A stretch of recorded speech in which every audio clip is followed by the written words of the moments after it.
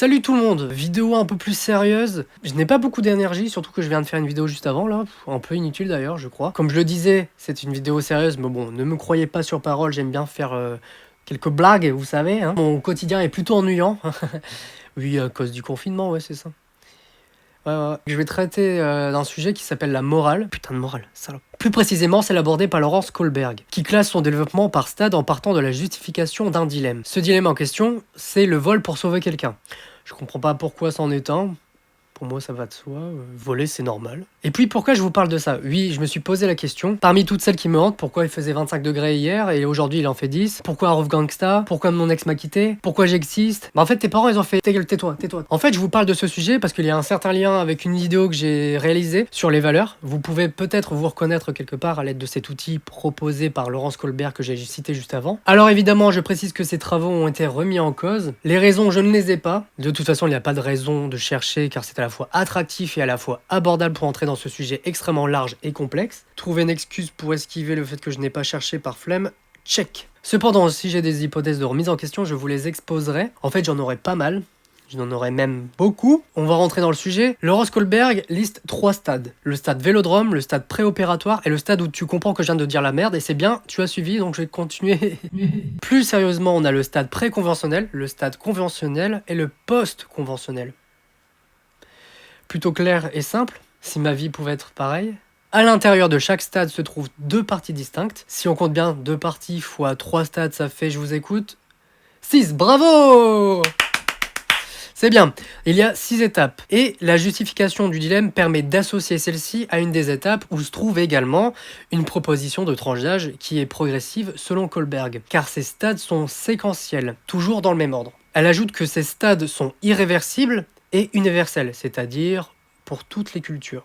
On y va ? On va commencer par le stade préconventionnel. À l'intérieur, on a la partie sur l'obéissance et la punition. Elle considère que cette partie concerne les personnes de 2 à 6 ans. Est-ce qu'un enfant aurait conscience et la capacité de voler pour sauver? Donc ça, déjà, c'est... Bon, bref, je commence déjà à rentrer dans les détails, mais bon. Hein. Ensuite, la deuxième partie dans le stade préconventionnel, il s'agit de l'intérêt personnel. C'est-à-dire qu'on le fait pour la récompense. Ça concerne apparemment les enfants de 5 à 7 ans. Maintenant, on passe au stade conventionnel. À l'intérieur, nous avons la partie qui concerne la relation à l'autre et la conformité sociale, où la vie du groupe compte. Par contre, là, la justification, elle est double. Il ne doit pas voler car ses amis ne sont pas des voleurs. Ou au contraire, il doit voler car ses amis lui reprocheraient le contraire, de ne pas avoir sauvé la femme. Là, ça concerne une tranche d'âge de 7 à 12 ans. La deuxième partie dans le stade conventionnel, il s'agit du respect des normes sociales.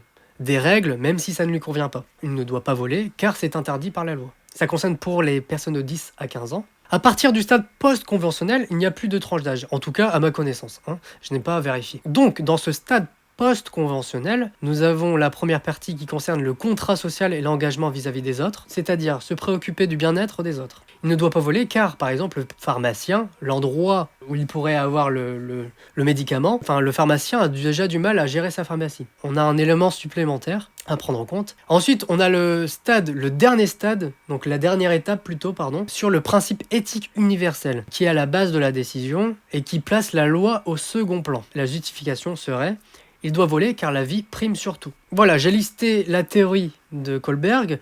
On va maintenant réfléchir quelques minutes sur d'éventuelles remises en cause, qui sont forcément discutables. Après, je titille beaucoup. Après, c'est le but. Hein, il faut toujours réfléchir sur vraiment. Après, je dis, bref, sur le contenu de ce que j'ai.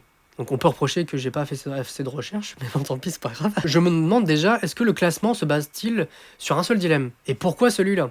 Qu'est-ce qui justifierait plus qu'un autre? Le choix du dilemme est approuvé, je pense. Et les précisions sur le contexte du dilemme, est-ce que ça n'oriente-t-elle pas potentiellement nos choix? Par exemple, le côté du pharmacien. On a compris qu'il est dans un contexte difficile. Dans ces cas-là, après, on pourrait même justifier, dire que je vais pas voler dans cette pharmacie, j'irai ailleurs. Ça oriente, je pense. Est-ce que d'autres facteurs sont-ils négligés aussi? Justement, le fait de ne pas avoir expliqué qu'il existe d'autres pharmacies, ça oriente un point de vue. Nos choix, tout simplement. Puis on est d'accord qu'il y a une complexité de l'homme, qui ne répond pas toujours à la logique aussi. Il y a ça à prendre en compte. J'y reviendrai sur un cas précis plus tard. Un autre point qui concerne la supposition et la réalité. En fait, il y a ce qu'on dit et ce qu'on fait, qui ne sont pas forcément toujours liés. Regardez les promesses des politiques qui ne sont pas appliquées pendant l'exercice de leur fonction.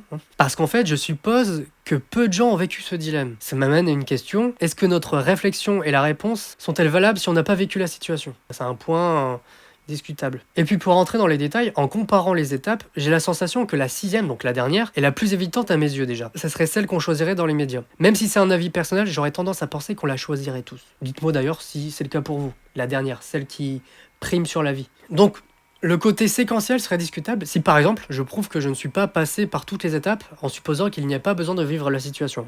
Parce que moi, je ne l'ai pas vécu, je n'ai jamais volé quelque chose pour sauver une vie. Je précise, les différentes étapes, je pense que je les aurais vécues, mais en m'arrêtant à la 4e, je m'aperçois qu'elle est pour moi inconcevable, car elle s'oppose justement à la 6e. Et pourquoi? Parce qu'en fait, la 4e concerne bêtement de suivre les règles. Je vais pas voler parce que c'est interdit. Je m'en fous que c'est interdit. Alors peut-être que le terme séquentiel s'applique en prenant compte d'autres dilemmes, si la théorie l'affirme, qu'il y en a d'autres, où les étapes seraient transposables. Je vous explique. D'un dilemme à un autre, retrouve-t-on les mêmes étapes où la justification serait en plus adaptée à la situation? Essayons par exemple avec un dilemme que je n'ai pas trouvé sur internet et que j'ai essayé de trouver moi-même. J'ai pensé à tricher un examen. Je sais pas pourquoi j'ai pensé à ça.